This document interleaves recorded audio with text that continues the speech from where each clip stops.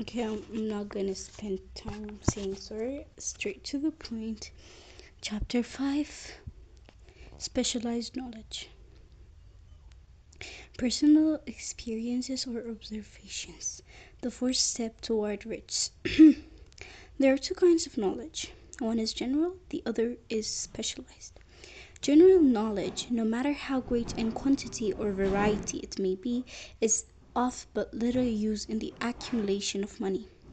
The facilities of the great universities possess, in the aggregate, practically every form of general knowledge known to civilization. Most of the professors have but little money.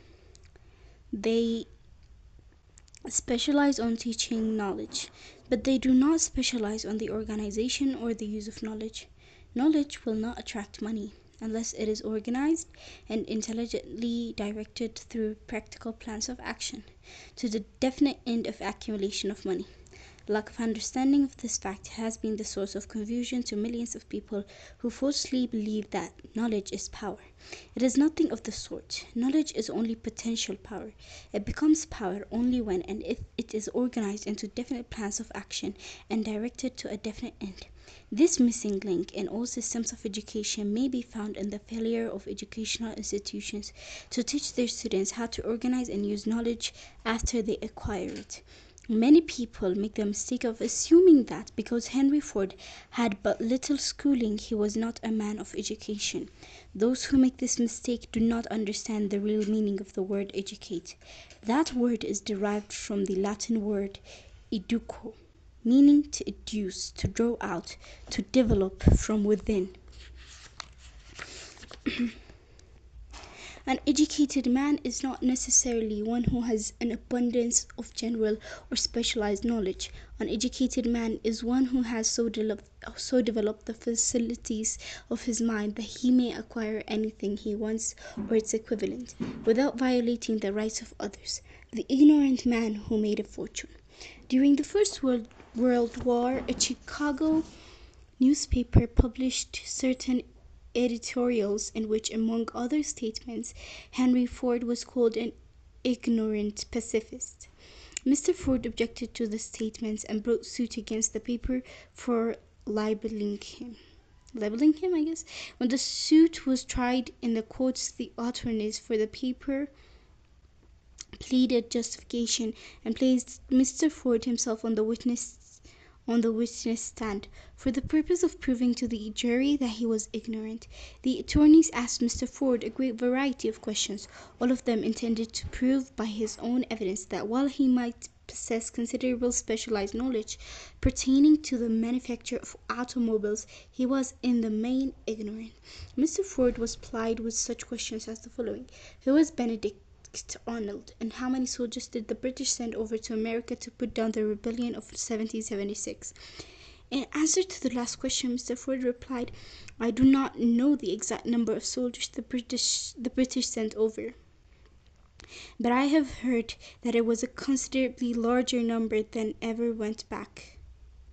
Finally, Mr. Ford became tired of this line of questioning, and in reply to a particularly offensive question, he leaned over, pointed his finger at the lawyer who had asked the question, and said, If I should really want to answer the foolish question asked, you have just asked, or any of the other questions you have been asking me, let me remind you that I have a row of electric push buttons on my desk, and by pushing the right button, I can summon to my aid men who can answer any question I desire to ask concerning the business to which I am devoting most of my efforts.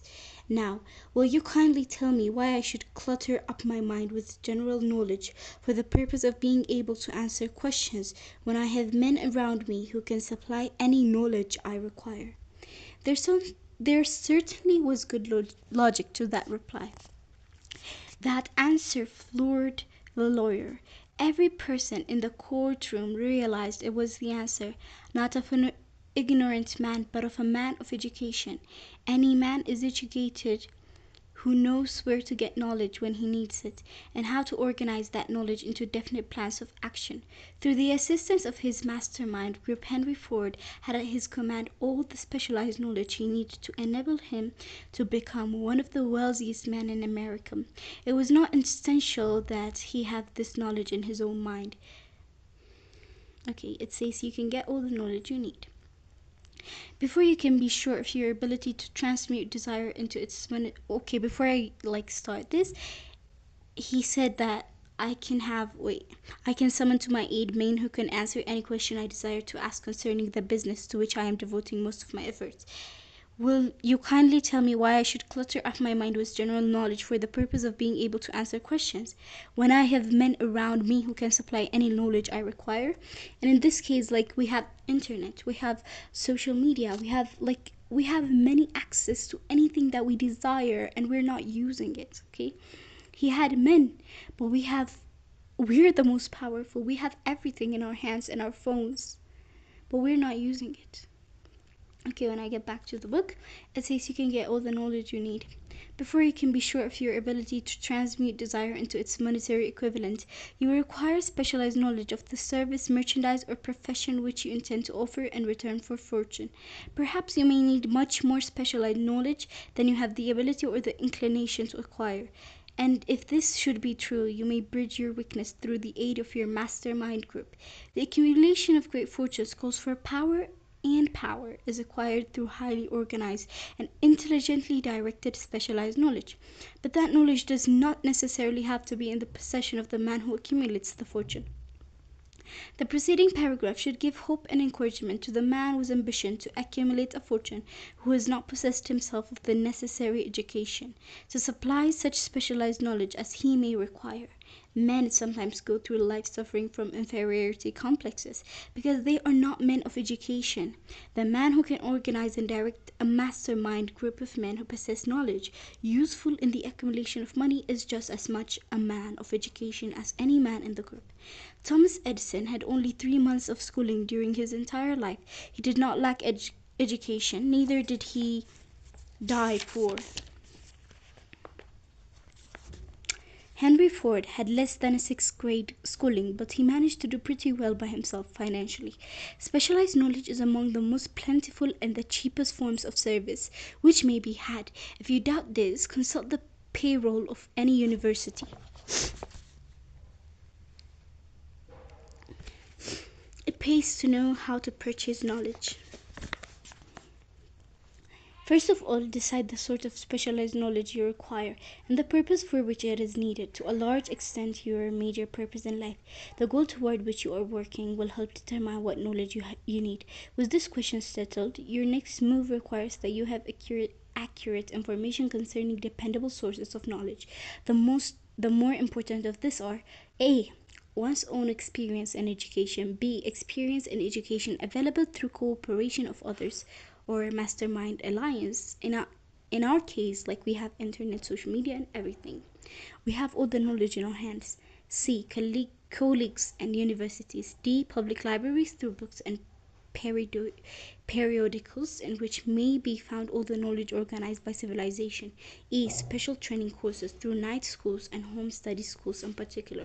As knowledge is acquired, it must be organized and put into use for a definite purpose through practical plans. Knowledge has no value except that which can be gained from its application toward some worthy end. If you contemplate taking additional schooling, first determine the purpose for which you want the knowledge you are seeking. Then learn where this particular sort of knowledge can be obtained from reliable sources. Successful men in all callings never stop acquiring specialized knowledge related to their major purpose, business or profession. Those who are not successful usually make the mistake of believing that the knowledge acquiring period ends when one finishes school. The truth is that schooling does not but little more than to put one in the way of learning how to acquire practical knowledge. The order of the day is specialization. This truth was emphasized by Robert R. Moore, formerly director of placement at Columbia University, in a news story. Specialists most sought. It says specialists most sought, particularly sought after by after by employing companies or candidates who have specialized in some field: business school graduates whose training in accounting and statistics, engineers of all varieties, journalists, architects, chemists, and also outstanding leaders and activity men of the senior class. The man who has been active on the campus, whose personality is such that he gets along with all kinds of people, and who has done an adequate job with his studies, has a most decided edge over the strictly academic student. Some of this because of their all-around qualifications have received several offers of positions, a few of them as many as six. One of the largest industrial companies, the leader in its field, in writing to Mr. Moore concerning prospective seniors at the college, said, "We are interested primarily in finding men who can make exceptional progress in management work. For this reason, we emphasize qualities of character, intelligence, and personality far more than specific educational background." Apprenticeship proposed. Proposing a system of apprenticing students in offices, stores, and industrial occupations during the summer vacation. Mr. Moore asserted that after the first 2 or 3 years of college, every student should be asked to choose a definite future course and to call a halt if he has been merely pleasantly drifting without purpose through an unspecialized academic curriculum. Colleges and universities must face the practical consideration that all professions and occupations now demand specialists, he said, urging that educational institutions accept more direct responsibility for vocational guidance.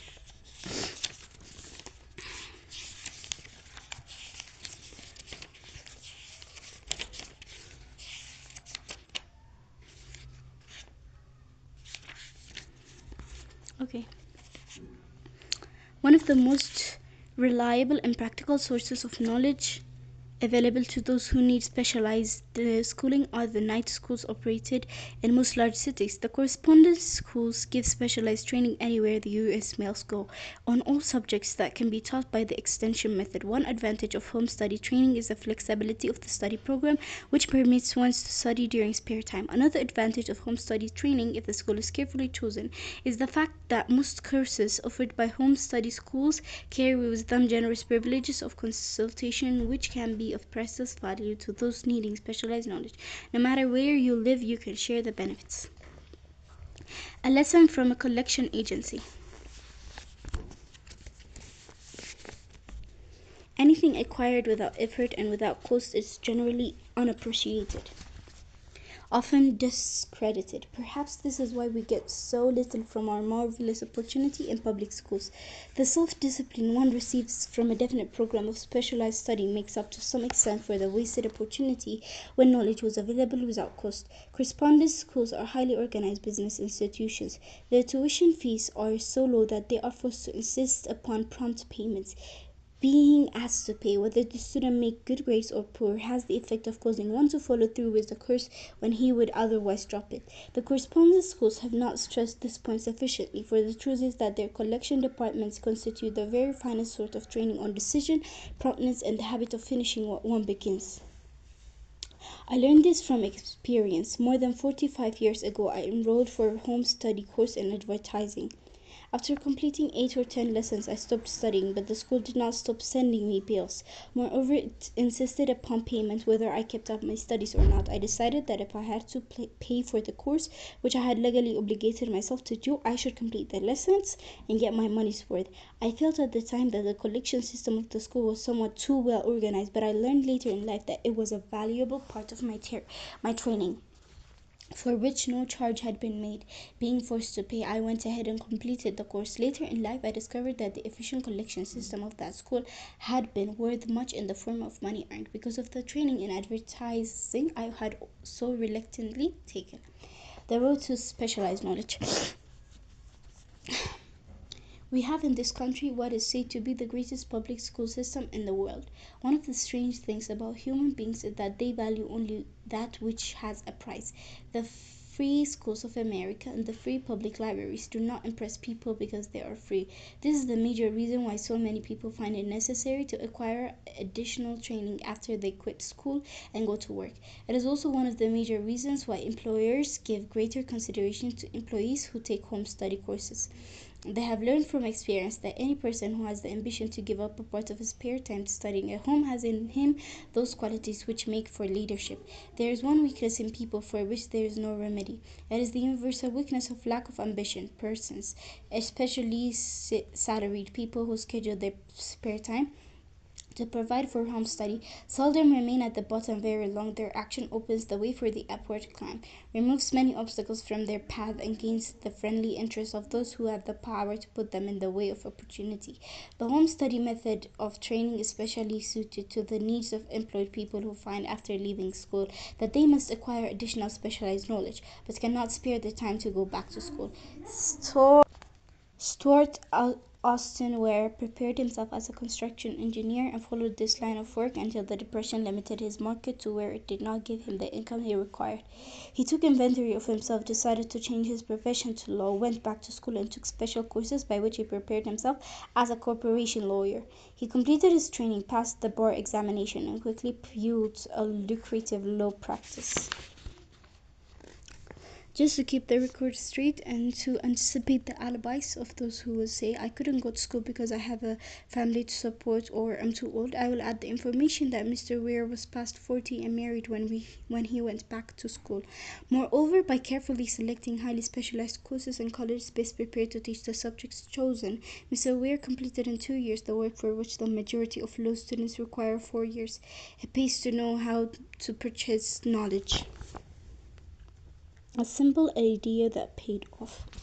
Let us consider a specific instance. A salesman in a grocery store found himself suddenly unemployed. Having had some bookkeeping experience, he took a special course in accounting, familiarized himself with all the latest bookkeeping and office equipment, and went into business for himself, starting with the grocer for whom he had formerly worked. He made contracts with more than 100 small merchants to keep their books at a very nominal monthly fee. His idea was so practical that he soon found it necessary to set up a portable office and a light delivery truck, which he equipped with modern bookkeeping machinery. He now has a fleet of these bookkeeping offices on wheels and employs a large staff of assistants, thus providing small merchants with accounting service equal to the best that money can buy at very nominal cost. Specialized knowledge plus imagination were the ingredients that went into this unique and successful business. Last year, the owner of that business paid an income tax of almost 10 times as much as was paid by the merchant for whom he worked when he lost his job. The beginning of this successful business was an idea.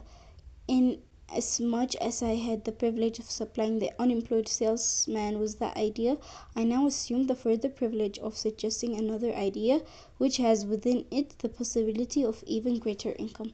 The idea was suggested by the salesman who gave up selling and went into the business of keeping books on a wholesale basis. When the plan was suggested as a solution of his unemployment problem, he quickly exclaimed, I like the idea, but I would not know how to turn it into cash. In other words, he complained he would not know how to market his bookkeeping knowledge after he acquired it. So that brought up another problem which had to be solved. With the aid of a young woman typist who could put the story together, a very attractive book was prepared, describing the advantage of the new system of bookkeeping. The pages were neatly typed and pasted in an ordinary scrapbook, which was used as a silent salesman, with which the story of this new business was so effectively told that its owner soon had more accountants than he could handle. It says a tested plan for landing the ideal job. There are thousands of people all over the country who need the services of a merchandising specialist capable of preparing an attractive brief for use in marketing personal services. The idea here described was born of necessity to bridge an emergency which had to be covered, but it did not stop by serving merely one person. The woman who created the idea has a keen imagination. She saw in her newly born brainchild the making of a new profession to serve thousands of people who need practical guidance in marketing personal services. Spurred to action by the instantaneous success of her first prepared plan to market personal services, this energetic woman turned next to the solution of a similar problem for her son who had just finished college, but had been totally unable to find a market for his services. The plan she originated for his use was the finest specimen of merchandising of personal services I have ever seen. When the plan book had been completed, it contained nearly 50 pages of beautifully typed, properly organized information telling the story of her son's native abilities, growing personal experiences and a great variety of other information too extensive for description. The plan book also contains a complete description of the position Hudson desired, together with a marvelous word picture of the exact plan he would use in filling the position. The preparation of the plan book required several weeks' labor, during which time its creator sent her son to the public library almost daily to procure data needed in selling his services to best advantage. He sent him also to all the computers of his prospective employer and gathered from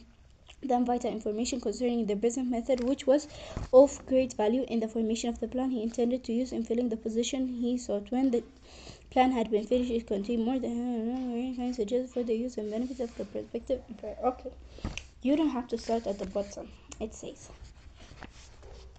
one may be inclined to ask, why go to all this trouble to secure a job? The answer is, doing a thing well never is trouble. The plan prepared by this woman for the benefit of her son helped him get the job for which he applied at the first interview at a salary fixed by himself. Moreover, and this too is important, the position did not require a young man to start at the bottom.